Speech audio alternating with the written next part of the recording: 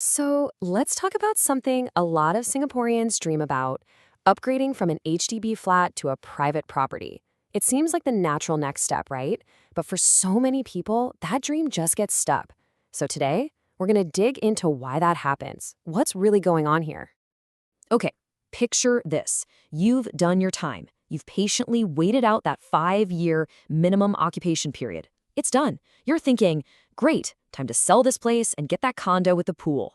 It feels like the finish line, the moment you've been working towards for years. And then, bam, you hit a wall, a huge brick wall. For a surprising number of people, that wide open road to upgrading suddenly feels completely blocked. They're legally allowed to sell, but they just can't make the leap. Why? Well, it turns out it's a whole lot more complicated than you might think. Let's start with what I like to call the MOP freedom illusion. See, we're all conditioned to think that finishing your MOP is the big moment of freedom. But honestly, it's not the finish line. It's just the starting gun. So what is the MOP really? It's just a rule. It's the government saying, okay, you've lived here for 5 years, you now have our permission to sell. Think of it like a driver's license. Having a license gives you permission to drive, but it sure doesn't mean you can actually afford to buy a car. And that's the key here. Having permission to sell and having the ability to upgrade are two totally different things. And that leads us straight to the biggest hurdle of all. I'm talking about the massive, towering financial mountain that stands between an HDB flat and private property. This is where most people look up and just feel overwhelmed. And just look at these numbers. They tell the whole story.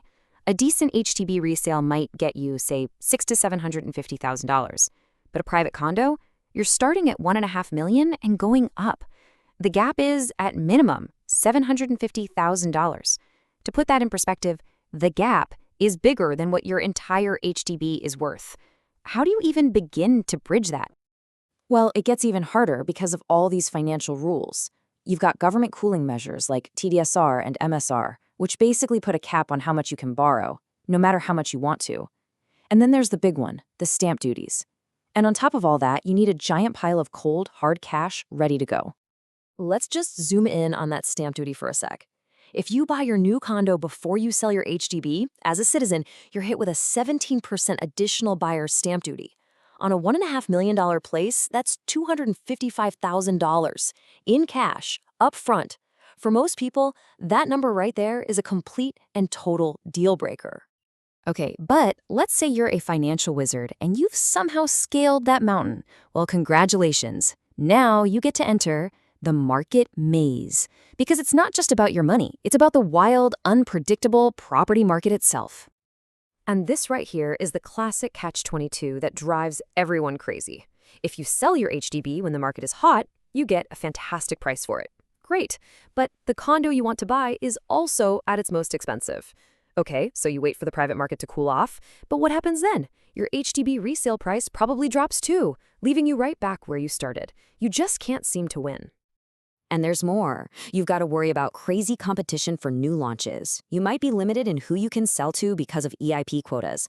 And oh yeah, remember those grants you took to buy your HDB? You might have to pay some of that back with interest, which eats into your profit. It's a real minefield. But you know what? It isn't always about the money or the market. Sometimes, even when the numbers work and the timing is right, people still don't move. And that comes down to a really powerful force: the psychology of just staying put.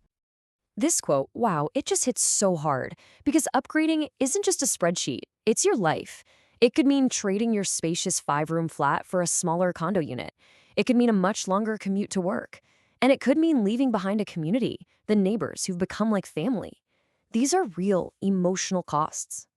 So why do we hesitate? Well, it's human nature. There's that fear of taking on a huge new mortgage when the market feels shaky.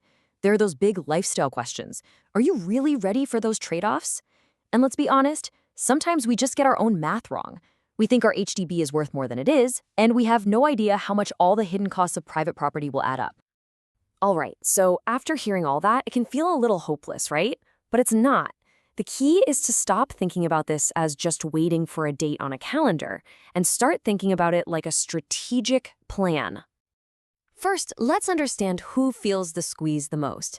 If you own a flat in a mature estate, your resale price might be high, but your actual cash profit might not be.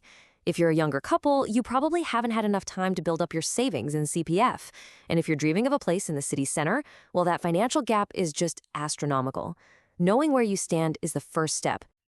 And this is really the main point of this whole explainer. Your MOM finishing is just an event.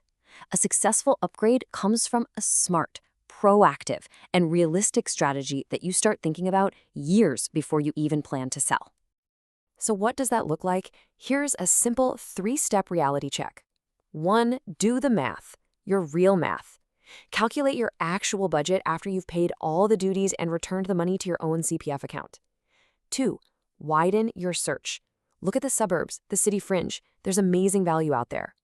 And 3, the most important one, have an honest conversation about your non-negotiables.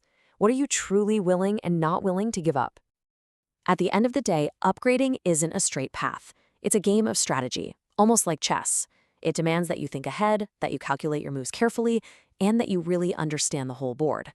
So the real question isn't just if you can upgrade, it's how you'll do it. What's your winning move?